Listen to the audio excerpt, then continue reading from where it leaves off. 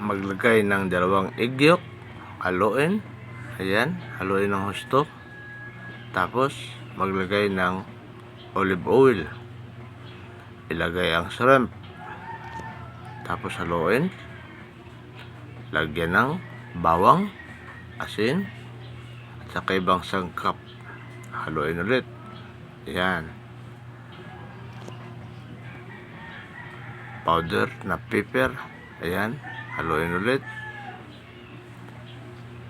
Ayan na siya.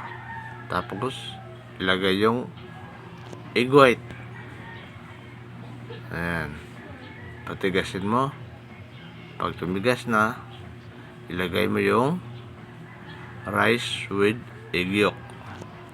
Haluin ulit. Yan.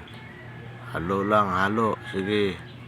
Tapos ilagay yung sweet corn, cucumber, carrots, saka red onion. Yan. Haluin mo. Yan. Pag nahalo na yan, sige pa, halo. Halo pa, halo. Sige, haluin mo pa. Yan, hanggang ano yan, lahat. Yan, sige pa, sige pa. Haluin mo pa. Yan, lagay yung shrimp.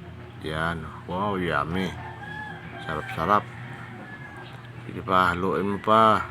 Sige. Tapos yan, halo na siya. Lagyan mo ng lip onion. Yung lip onion niya, halo mo. Ready to serve na siya. Ayan. Diba? Oh, napakasarap. Ayan. Ayan na siya. Wow, yummy. Yummy, yummy.